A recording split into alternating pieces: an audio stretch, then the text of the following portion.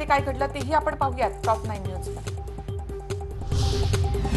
Doctor Sheetal Amte यांनी विषारी injection घेऊन आत्महत्या केल्याची माहिती समोर आली आहे। या प्रकरणी पोलिसांनी अपघाती मृत्यू अशी नोंद केली आहे। या प्रकरणाचा तपास करण्यासाठी विशेष पथकाला पाचारण करण्यात आले।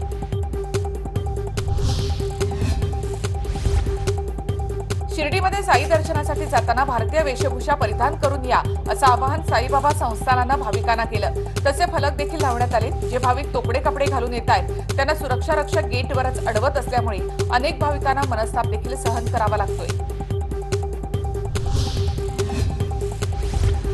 एकनाथ खडसे यांच्या कन्या रोहिणी खडसे यांचा आज वाढदिवस आहे। त्यानिमित्तानं अत्यंत साध्या पद्धतीनं सोशल डिस्टन्सिंगचे नियम पाळत राष्ट्रवादीच्या कार्यकर्त्यांच्या उपस्थितीत त्यांचा वाढदिवस साजरा करण्यात आला।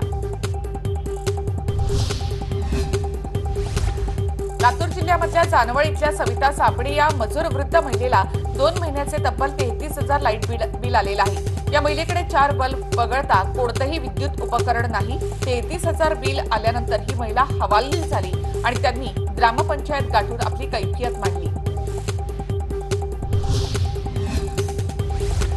नांदेडच्या बिलोली तालुक्यातील नरसी इथे राजेश बिलवंडे या शेतकऱ्यांना आपल्या शेतात आजोला म्हणजे शेवाळ्याची निर्मिती केली आहे। आजोला हे पशुखाद्य असून त्यामुळे दुधाच्या उत्पादनामध्ये वाढ होते आणि त्यामुळे शेतकऱ्यांना याचा मोठा फायदा होणार आहे।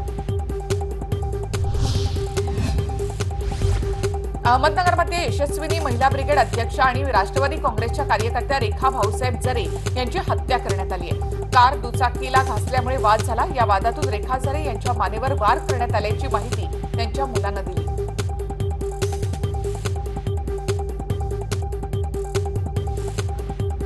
आणखी